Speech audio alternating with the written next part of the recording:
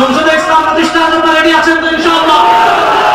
যদি পীর সাহেব চরমনাই সব, যদি পীর সাহেব চরমনাই বাংলাদেশের সব ইসলামী দলকে নিয়ে ঐক্যবদ্ধভাবে আপনাদেরকে ডাক দেন, ও বাংলাদেশের যুবক, ও বাংলাদেশের তরুণ, ও বাংলাদেশের মুসলমান, যদি পীর সাহেব চরমনাই সহ ইসলামী নেতৃবৃন্দ ঐক্যবদ্ধ হয়ে আপনাদেরকে ডাক দেন, আর সেকুলারিজম চাই না, আর ডেমোক্রেসি চাই না, আর মানুষের তন্ত্রমন্ত্র চাই না, এবার ইসলামের বাংলাদেশ গড়ব, ইসলামের বাংলাদেশ গড়ার জন্য প্রস্তুত আছেন তো সবাই ইনশাআল্লাহ?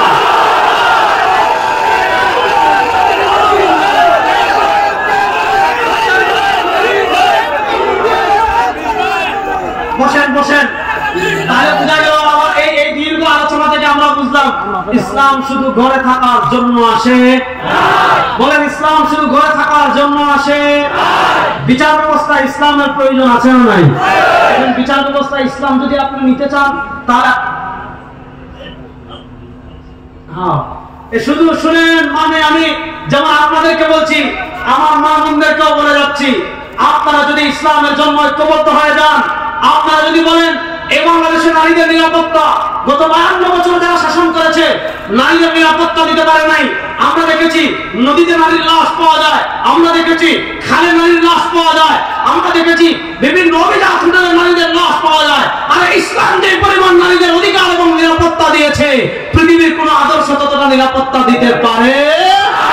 সুতরাং মা বোনদেরও করণীয় আছে, সাহাবায়ে কেরাম রিজওয়ানুল্লাহি আলাইহিম আজমাইনকে, তাবেঈনদেরকে, তবে তাবেঈনদেরকে আমাদের মা বোনেরা যেমন ইসলাম প্রতিষ্ঠার আন্দোলনে উৎসাহিত করেছেন, আমাদের মা বোনরাও যদি ঐক্যবদ্ধ হয়ে যায়, এবার ইসলামের বাংলাদেশ করবে, আল্লাহর কসম করে বলি বাংলাদেশে ইসলামের বিজয় কেউ আটকে রাখতে পারবে না ইনশাআল্লাহ।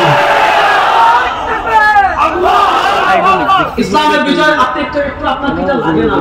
আপনার কি একবার একটু মনে হয় না এই কথা যে গণতন্ত্রের বাংলাদেশ তো অনেকবার দেখলাম, সেকুলারিজমের বাংলাদেশ তো অনেকবার দেখলাম।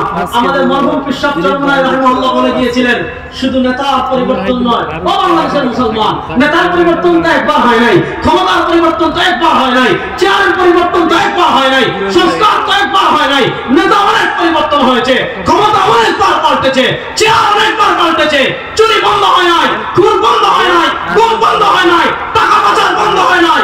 একবার কি আপনার অন্তরে কথা আসে না, দেখি পরীক্ষামূলক ইসলামকে বিজয় করি?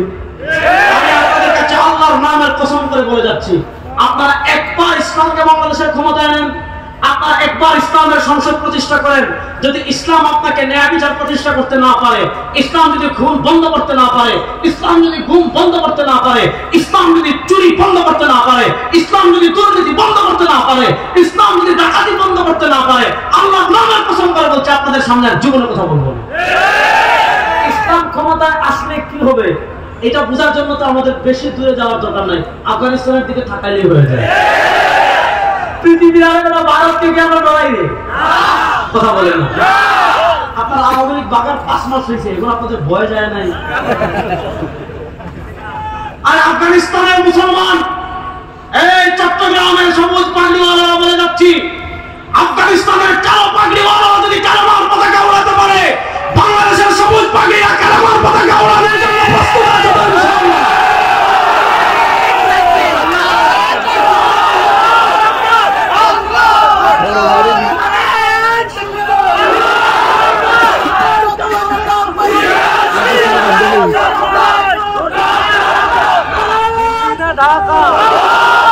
আমরা পৃথিবীর কোন আধিপত্যবাদকে ভয় পাই? আমাদের তো স্লোগান একটা আছে, আল্লাহু আকবার, আমাদের তো মিছিল একটা আছে, লা ইলাহা ইল্লাল্লাহ। আরে আমরা তো সেই জাতি, আল্লাহ দুনিয়াতে যত নবী পাঠিয়েছেন, যত রাসূল পাঠিয়েছেন, আল্লাহ কোরআনে বলেছেন, ওয়া মা আরসালনা মিন ক্বাবলিকা মির রাসূলিন ইল্লা নুহি ইলাইহি আন্নাহু লা ইলাহা ইল্লা আনা ফা'বুদুন। আমার নবীর প্রথম স্লোগান ছিল, ইয়া আইয়ুহান নাস কুলু লা ইলাহা ইল্লাল্লাহ তুফলিহুন। আমরা কারো বাবার স্লোগান দেই না, আমরা কারো নেত্রীর স্লোগান দেই না, আমরা যেমন খালকার স্লোগান দেই লা ইলাহা ইল্লাল্লাহ, এখান থেকে রাজপথে জয় বাংলা কোন স্লোগান না, আমাদের স্লোগান হবে লা ইলাহা ইল্লাল্লাহ, আমাদের স্লোগান হবে লা ইলাহা ইল্লাল্লাহ। লা ইলাহা ইল্লাল্লাহ আমাদের জাতীয় স্লোগান, চান কি চান না? লা ইলাহা ইল্লাল্লাহকে জাতীয় স্লোগান বানাতে হলে সংসদে ইসলামকে নিতে হবে। রেডি আছেন তো মুসলমান? তাহলে আমরা বুঝা গেল মূল কথার পয়েন্ট হারাইয়েন না। মূল কথা হলো ইসলাম শুধু মসজিদে থাকার জন্য আসে না। মসজিদে নামাজ পড়বেন কেমনে এই বিধান যেমন ইসলামে আছে, খানকায় জিকির করবেন কেমনে ওই বিধান যেমন ইসলামে আছে, দোকানে ব্যবসা করবেন কেমনে ওই বিধান যেমন ইসলামে আছে, আদালতে বিচার করবেন কেমনে ওই বিধান যেমন ইসলামে আছে, সংসদে বসে রাষ্ট্র পরিচালনা কেমনে করবেন ইসলামে আছে না না? সংসদের বিধানগুলো বাংলাদেশে বাস্তবায়ন করার দরকার আছে না না? এবার আমি আপনাদেরকে আরেকটা ইতিহাস বলি। প্রোগ্রামটা অনেক বক্তা, সময় অনেক কম, যেহেতু আমি জাতীয় উলামা আইম্মা পরিষদের সাধারণ সম্পাদক, আমার দায়িত্ব একটু বেশি, এজন্য একটু বেশি সময় চেয়ে নিয়েছি। খুব ভালো করে কথা বুঝেন। এবার আমি আপনাদেরকে একটা ইতিহাস শোনাই, শুনেন। আমরা এক স্বাধীনতার গল্প জানি যেটা হয়েছে 1971। খুব মনোযোগ দিয়ে বুঝেন। 1971 সালের আগে আমাদের স্বাধীনতা আরেকটা আছে, ওই স্বাধীনতার গল্প তারা আমাদেরকে শিক্ষা দেয় না, ওই স্বাধীনতার গল্প তারা আমাদেরকে বলে না। কেন বলে না জানেন? কারণ 47-এর স্বাধীনতায় সবচেয়ে বেশি অবদান ছিল আলেমদের। তাহলে আমরা এক স্বাধীনতা লাভ করেছি 71-এ, এক স্বাধীনতা লাভ করেছি 47-এ। আসেন 1947-এর আগে, মনোযোগ দিয়ে যুবকরা শোনো, 1803 সাল থেকে নিয়ে 1947 সাল পর্যন্ত এই 150 বছরের কাছাকাছি সময় প্রাতিষ্ঠানিকভাবে আমাদের ভারত উপমহাদেশের ক্ষমতায় ছিল ইস্ট ইন্ডিয়া কোম্পানি, ইংরেজরা। এবার মুসলমান বলেন, ইস্ট ইন্ডিয়া কোম্পানি দেশের মালিক ছিল না ডাকাত ছিল? আসতে বলে, ইস্ট ইন্ডিয়া কোম্পানি ইংরেজরা দেশের মালিক ছিল না ডাকাত ছিল? ডাকাতদের বিরুদ্ধে দীর্ঘ সংগ্রাম হলো। আপনি 1833-এর বালাকোট, 1857 সালের সিপাহী বিপ্লব, 1866 সালে দারুল দেওবন্দ প্রতিষ্ঠা, তারপর শেখুল মাহমুদ হাসান দেওবন্দি রাহিমাহুল্লাহর নেতৃত্বে রেশমিল মাল আন্দোলন, শায়খুল আরবি ওয়াল আজম শেখ হুসাইন আহমদ মাদানী নওয়াল্লাহু মারকাদাহুর নেতৃত্বে ব্রিটিশ বিরোধী আন্দোলন, সিপাহী বিপ্লবে যান হাজী ইমদাদুল্লাহ মুহাজির মক্কিকে পাবেন, সিপাহী বিপ্লবে যান ফকিহুন নাস আল্লামা রশিদ আহমদ গাঙ্গুহিকে পাবেন, সিপাহী বিপ্লবে যান আপনি পারেন হলেন হুজ্জাতুল ইসলাম কাসিম নাজমী রাহিমাহুল্লাহকে। ব্রিটিশ আমাদের বিরুদ্ধে 150 বছর জুলুম করেছে, অত্যাচার করেছে, খুন করেছে, গুম করেছে। ব্রিটিশের সবচেয়ে বেশি অত্যাচারের শিকার হয়েছিল মুসলমান, ব্রিটিশের সবচেয়ে বেশি অত্যাচার জুলুমের শিকার হয়েছিল মুসলমান। কথা ভালো করে বুঝেন। ব্রিটিশদের দীর্ঘ ত্যাগ সংগ্রামের পর ব্রিটিশ যখন বিদায়ের সময় ঘনিয়ে আসলো, যেহেতু ব্রিটিশ আমলে, গত আওয়ামী লীগ আমলে হিন্দুরা যেমন সবচেয়ে বেশি অধিকার লাভ করেছিল। আমাদের চট্টগ্রামে পূজায় আপনাদের এক মন্ত্রী ছিল, যা বলছে আমার ইমান হুজুরদের মতো এত দুর্বল না যে পূজায় গেলে মূর্তির সামনে নাচানাচি করলে তার ইমান নাকি নষ্ট হবে না। আমি বলেছিলাম আরে তোর ইমান থাকতে না যাবে, তোর তো ইমান নাই, তোর তো ইমান। 1947-এর আগে মুসলমান তখন আন্দোলন করেছে, আর হিন্দুদের সাথে থাকবো না, মুসলমানের আলাদা আবাস ভূমি লাগবে। 1947-এর 14 অথবা 15 আগস্ট তারিখটা সঠিক এই মুহূর্তে মনে পড়ছে না, আরবি তারিখটা আমি বলি, ইংরেজিটা আমি না বললে সমস্যা নাই। আরবি তারিখটা আমি বলি, শেখুল ইসলাম জাস্টিস তাকি উসমানী হাফিজাহুল্লাহ তার আত্মজীবনী ইয়াদেতে লিখেছেন, এই দিন ছিল রমাদানুল মুবারকের শবে কদর। 26 তারিখ দিবাগত রাতে, বৃহস্পতিবার জুমার রাতে মুসলমানদের জন্য 1947-এ আলাদা একটা আবাস ভূমি হয়েছে। সেই আলাদা আবাস ভূমির নাম পাকিস্তান। পাকিস্তানের দুই ভাগ ছিল, একটা পশ্চিম পাকিস্তান আর একটা হলো পূর্ব পাকিস্তান। ও চট্টগ্রামের মুসলমান শুনেন, 1947-এর আগে মুসলমান যখন আলাদা মুসলিম আবাস ভূমির আন্দোলন করেছে, ওই সময় আন্দোলনে মুসলমানদের জাতীয় স্লোগান ছিল, পাকিস্তান প্রতিষ্ঠার জাতীয় স্লোগান ছিল পাকিস্তান কা মতলব কিয়া লা ইলাহা ইল্লাল্লাহ। আর ইল্লাল্লাহটা একটু জোরে বলেন না, পাকিস্তান কা মতলব কিয়া লা ইলাহা ইল্লাল্লাহ। যদি দলিল লাগে আমার কাছে এসে ফিতনা গানে গানে করেন না, দলিল লাগলে যতদিন আমার কাছে আসবেন দলিল দিয়ে কবর দিয়ে দিব ইনশাআল্লাহ। বলেন পাকিস্তান প্রতিষ্ঠার আন্দোলনের স্লোগান কি ছিল? পাকিস্তান কা মতলব কিয়া লা ইলাহা ইল্লাল্লাহ। আর বলেন না পাকিস্তান কা মতলব কিয়া লা ইলাহা ইল্লাল্লাহ। 47-এর স্বাধীনতা লা ইলাহা ইল্লাল্লাহর উপর ভিত্তি করে বলে, অনেকে বলে পিসার চর্মনায় কেন জুলাই করার কথা বলে, অনেকে বলে মুফতি ফয়জুল করিম কেন জুলাই করার কথা বলে, অনেকে বলে মাহমুদুল হক কেন জুলাই করার কথা বলে, রেজাউল করিম আবরাল্লাহ কেন জুলাই করার কথা বলে। আরে আমরা যদি বড় করার কথা না বলে তো বাপ বলবা কেন? আমি কথা বলেছি শুনেন, 1947-এ যখন দেশ বিভক্ত হয়েছে, পাকিস্তানের প্রথম স্বাধীনতার পতাকা তুলেছিলেন আল্লামা শাব্বির আহমদ উসমানী। পূর্ব পাকিস্তানের প্রথম স্বাধীনতার পতাকা তুলেছিলেন আল্লামা জফর আহমদ উসমানী। একজন থানভী রাহিমাহুল্লাহর আপন ভাগিনা, তিনি আমাদের স্বাধীনতার প্রথম পতাকা বাংলাদেশে তুলেছেন। পশ্চিম পাকিস্তানের স্বাধীনতার প্রথম পতাকা তুলেছেন আল্লামা শাইখুল ইসলাম আল্লামা শাব্বির আহমদ উসমানী, যিনি দারুল দেওবন্দের প্রথম ছাত্র, শেখুল মাহমুদ হাসান দেওবন্দি রাহিমাহুল্লাহর ছাত্র ছিলেন এবং দারুল দেওবন্দের মুহতামিম ছিলেন। আর 47 এর স্বাধীনতা আমরা করেছি, আমাদের বাবারা করেছে, দাদারা করেছে। আমরা যদি জুড়ে কথা না বলি তো বাপ বলবেন। তাহলে বলেন 47 এর স্বাধীনতার ভিত্তি ছিল লা ইলাহা ইল্লাল্লাহ। জুড়ে বলেন 47 এর স্বাধীনতার ভিত্তি ছিল লা ইলাহা ইল্লাল্লাহ। আসেন 47 এর পর 47 থেকে 1971, আমি খুব সংক্ষেপে বলছি, সময় কম আমি জানি, তারপর 4-5 মিনিটের ভিতরে আমি শেষ করবো, মনোযোগ দিয়ে শুনেন।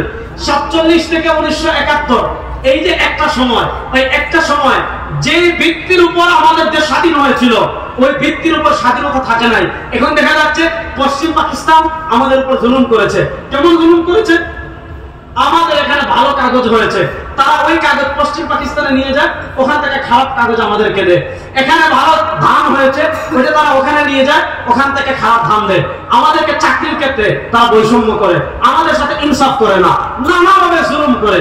এই জুলুমের কারণে, পাকিস্তানের বৈষম্যের কারণে 1971-এ আমরা পূর্ব পশ্চিম পাকিস্তান থেকে আলাদা হয়ে আমরা আলাদা একটা স্বাধীনতা পেয়েছি 1971-এ। এখানে প্রথম পয়েন্টটা বুঝেন, 1971-এর স্বাধীনতা কখনো ইসলামের বিরুদ্ধে ছিল না। তাহলে স্বাধীনতার চেতনা কি? গত 15 বছর শাহবাগীরা আপনাদেরকে স্বাধীনতার চেতনা শিখিয়েছে, ধর্মনিরপেক্ষতা, স্বাধীনতার চেতনা শিখিয়েছে টুপিদারিকে অপমান করা, স্বাধীনতার চেতনা শিখিয়েছে সোশ্যালিজম। আসলে স্বাধীনতার চেতনা কি ছিল আমাদের জানার দরকার আছে না নয়? আসলে আমি আপনাদেরকে একটা ঐতিহাসিক প্রমাণ আজকে দেখিয়ে যাচ্ছি।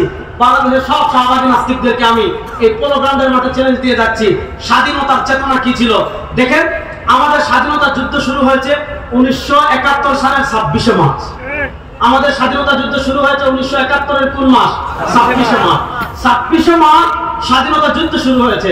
স্বাধীনতা যুদ্ধ শুরু হওয়ার মাত্র 14 দিন পর 1971 সালের 10 এপ্রিল, আপনারা জানেন আমাদের চুয়াডাঙ্গা মেহেরপুরের এদিকে মুজিবনগর সরকার, অস্থায়ী সরকার গঠিত হয়েছিল। ওই স্বাধীনতা যুদ্ধ শুরু মাত্র 14 দিন পর আমাদের মুজিবনগর সরকার একটা স্বাধীনতার ঘোষণাপত্র পাঠ করেছিল। আসেন, সেই স্বাধীনতার ঘোষণাপত্র কখন ঘোষণা করেছে? স্বাধীনতার যুদ্ধ শুরু হওয়ার মাত্র 14 দিন পর। দেখেন, আমি সেই স্বাধীনতার ঘোষণাপত্র আমাদের বাংলাদেশের সংসদ বিষয়ক যে ওয়েবসাইট আছে, সেই সংসদ বিষয়ক ওয়েবসাইট থেকে আমি স্বাধীনতার ঘোষণাপত্র ডাউনলোড করে নিয়ে এসেছি। যখন তারা স্বাধীনতা যুদ্ধের জন্য মানুষকে উৎসাহিত করবে, যখন স্বাধীনতা যুদ্ধের শুরুর মাত্র 14 দিন পর তারা স্বাধীনতার ঘোষণাপত্র পাঠ করেছে, সেখানে দেখেন 1971 সালের 10 এপ্রিল তারিখে মুজিবনগর সরকারের জারিকৃত স্বাধীনতার ঘোষণাপত্র, অর্থাৎ স্বাধীনতা যুদ্ধের মাত্র 14 দিন পর স্বাধীনতার যে ঘোষণাপত্র পাঠ করেছে, এখানে তারা অনেকগুলো পয়েন্ট দিয়েছে যে পশ্চিম পাকিস্তান এটা করে নাই, ওইটা করে নাই, ওইটা করে নাই, ওইটা করে নাই, ওইটা করে নাই।